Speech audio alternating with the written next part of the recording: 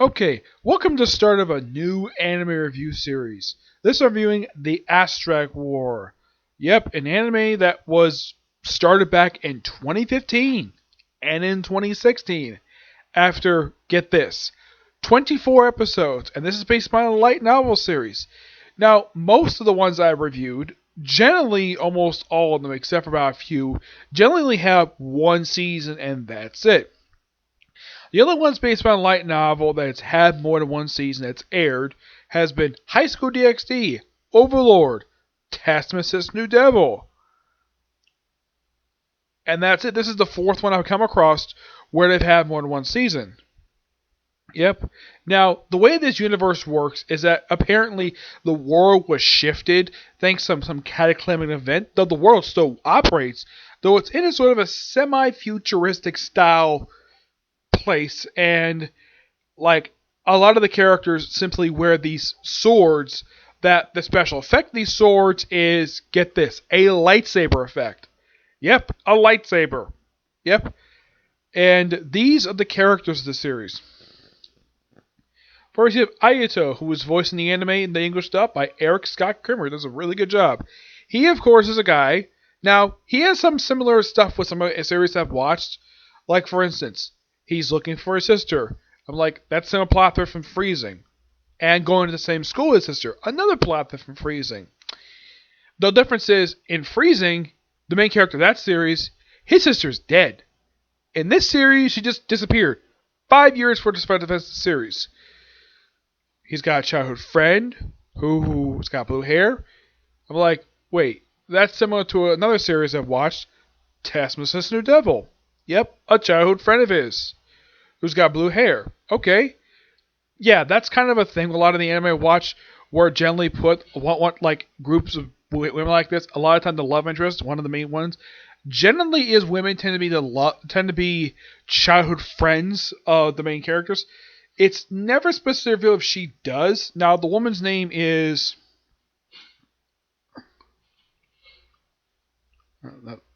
it's Saya. Yep, she's voiced by Sarah Williams. She's an airhead, and she apparently has trouble waking up in the morning. Yep, and she, of course, well, it's somewhat emotional. It's kind of like Riki from Arya the Scarlet Ammo. The other difference is Riki in that series has got green hair, while Soya's got blue hair. And she hasn't seen the main character for 6 years. The two female characters are kind of the general focus. She's not really the main focus of these episodes. Nope. The female character focus of these episodes are, well, there's Jules. Yep. Who is an actual princess. Yep. Oh, and this series has one big thing in common with Shiverfeld Knight. That's another anime I did. It was actually one of the last anime I did a review of. Not the most recent one. I think was one of the last ones I did for light novels. Where, how in the world that Jules and Io first meet. How I'll walk into her room while she's in her underwear. I'm like, wow, that is so like Shiverfeld Knight. The only difference is that when he walked into her, when he saw her underwear in that series, it was actually his room. Though she was roomed with him. This series is basically walking the girls' dorm. Now, simply how the series starts off is Io is on his way to school. He basically is starting to school at the Sendoken Academy. Presumably the city might be an alter version of Tokyo. It's possible, to say the least. They don't really delve into what's the name of the city that very much. So he's just walking about, and then he knows there's a handkerchief just flying in front of him. And he notices there's an open window next to this building. Turns out to be the girls' dormitory, by the way. He goes in and he sees Jules in her underwear. Yep, which embarrasses her. And he's like, okay, he turns around, very polite. Yeah, apparently, now this guy is not a pervert at all. Now, he's always embarrassed whenever he's around her. Like, he tends to blush, she blushes too. It's very implied he might have a thing for her, but it's not deeply delved into. So, he basically, after she gets dressed, by the way, one of the things for her outfit is that she pulls on this kind of like this vest part of her outfit. He wears a similar outfit too. So, like, after giving her back her handkerchief, she basically starts a fight with him because he came into her room while she was undressing. watching when she was dressing, spacing underwear. So he doesn't have a sword. He brings a hair sword, which is known as, let's see, her is known as Grand. Let's see, yeah, Grand Slam, and they fight for a while gather some attention from the students, and then the fight is stopped by Claudia, the beautiful student president, who was voiced by Erica Hetchler. Yeah. Now, Jules herself, she's voiced by Kara Buckland. I don't think I've actually... Now, a lot of these people, I've not heard of basically the voice actors. One I have, and I'll get to him. Don't worry. He appears at the end of this first episode. So basically, she can cause the duel because his transfer paperwork is not finished yet. So he takes her to her office. I've never heard of a student council president having an office, which that's actually a first for anime I have ever seen. Because generally, a lot of the time when it comes to student council presidents, they don't usually have their own office, from what I can tell. Usually they share it with the student council. This is the first time that this is the first time I've seen where it's had one. Also interesting though, that she does something I've saw in another series where she's very flirtatious with him. I'm like, wow, that is something I've seen from another series. Now, I've never viewed this series, but I have watched it. It's called Dragon Academy. Of course, that one, her name is Rebecca, and she actually is a redhead, while Claudia is a blonde. Yep, she's a blonde. And she was, oh yeah, the whole transfer paper not finished. Just a lie, just to call off the duel. And he reveals the reason why he's there, to look for his sister and find his purpose. That's the reason why he's here. And he mentions that his sister's sword is up for grabs. So he basically later on goes on. Of course, he meets up with his best friend, who actually is working with the shadow police. His name is, let's see if I can find him here. His name is Yubiki. He's voiced by Max Miltman. Yeah, he appears in the second episode. He's basically his roommate. Now, at the end of the first episode, we have the debut of another character, Lester McPhail, which they pronounce in the anime as McPhail. That's what they pronounce it. And he's voiced by Patrick Stoltz. I'm like, wow, that is so awesome. Patrick Stoltz in the series. Now, I should point out, though, this is not a Funimation dub. Nope, this is Aniplex of America. You're thinking, wait... Yeah, and this thing airs on the Funimation streaming service. Now, how is this possible? How in the world is a dub done by a different dub company like Aniplex America on this streaming service? The answer?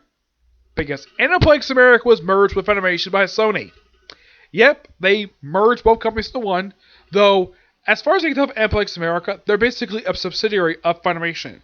Funimation is basically big, so my guess is that Sony doesn't want to get rid of Funimation because of how popular it is, and the fact that it makes them a ton of money. Yes, it's interesting though that an American company, a company that's known for making TVs, video game systems, and movies, and some TV shows, bought a dub studio like Funimation, and apparently they also had the rights to Aniplex America, so they kind of merged both studios into one. I don't know if Aniplex America still does any work, because I haven't seen anything lately, because they're one of those few... Now, I haven't seen that... Now, in the case of Funimation, I've seen lots of dubs from them. Same thing with Viz Media. Aniplex America, this is actually one of 2 or 3 I've seen, where this is one of their dubs. And it's a really good dub. It's not exactly a very well-known dub, but it's not a terrible dub, per se. Yep. As for Lester, he challenges Jewel to a duel to end the first episode. Though, the second and third episode had this guilty sin of not picking up exactly where the last episode left off. Nope, we jump ahead sometime later where I was waking up in bed like, wait, what happened with the cliffhanger last week? The previous episode, oh, that's resolved in the flashback. I'm like, why the heck would it do that for? So apparently he showed up and broke up the duel before it got more dangerous, and of course she walks off. Also, when they fought their duel, he basically saved her from a lightning arrow. Yeah, that's a plot thread of these first few episodes. Like, who is this mysterious attacker attacking them? They don't actually find out who it is until episode 4.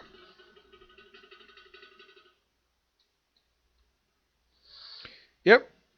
So basically, well, Jules owes a debt to.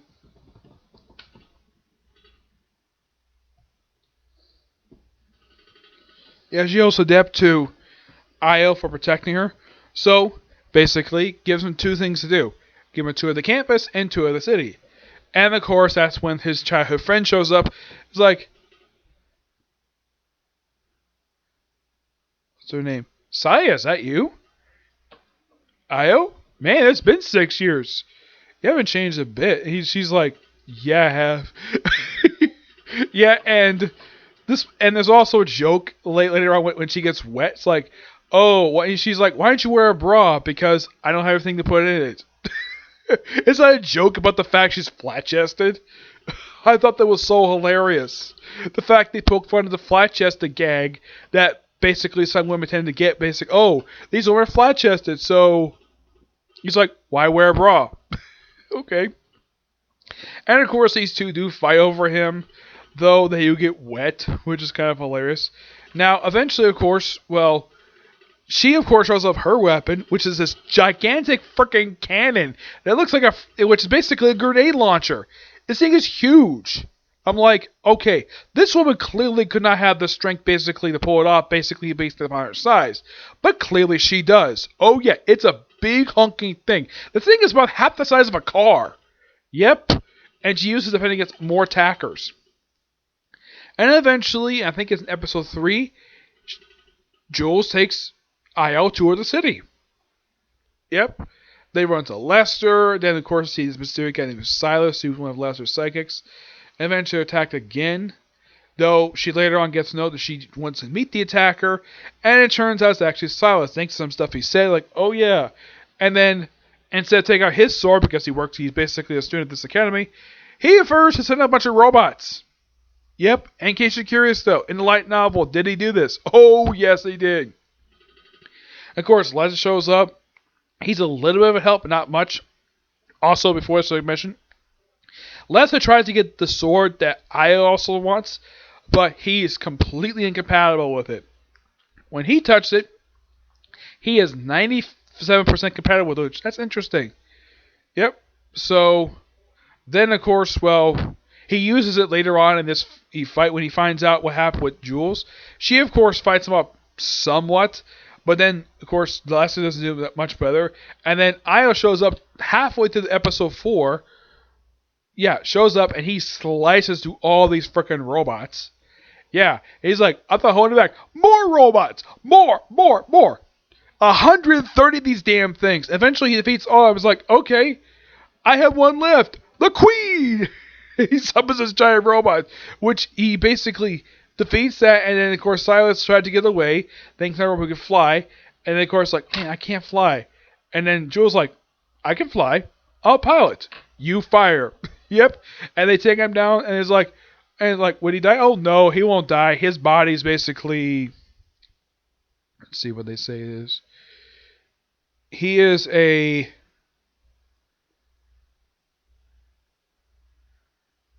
Well, I think it's like a gunk. I think that's one of the things they explain in this series. He's like, oh yeah, he's going to survive. And don't worry, Claudia's men basically will take care of him. Also, Io does something basically where he uses a lot of his power, and then all of a sudden these mysterious purple chains come out of nowhere, and he's sort of restrained. And Jules is like, what? What's going on here? He does explain that his sister did this. Why? He has no idea why. He has never spoken. He has seen his sister in 5 years, so he doesn't know the answers to that. It's a mystery pen to ponder. What is the actual answer? I'm not going to spoil it here. No, I'm not going to spoil it. But all in all, and of course the thing ends basically with him on Jules' lap, though they do debut kind of a new character at the end of episode 4. Let's see if I can find it here.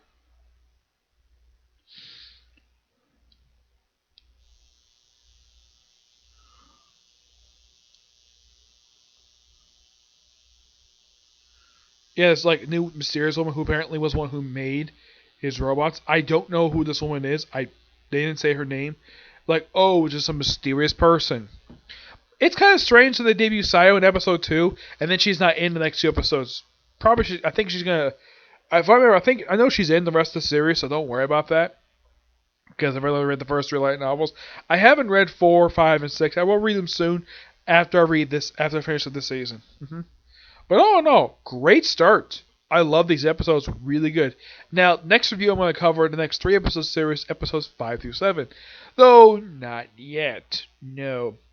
I'm going to first do Boruto. Yep, and after Boruto, Black Clover, and then I'll head back to Asterisk War. This won't have any interruptions. Which is kind of a good idea. Though I think I should be able to do that review along with these other 2 videos today, because it's only 3 episodes. And as for the finale for this particular review series, well, actually to finish up season 1, that probably won't happen at this rate. If I'm lucky, I may be able to do it tonight. If not, I'll probably do it tomorrow, okay? But I'll see you next video, basically review Boruto, okay? See you there. Bye.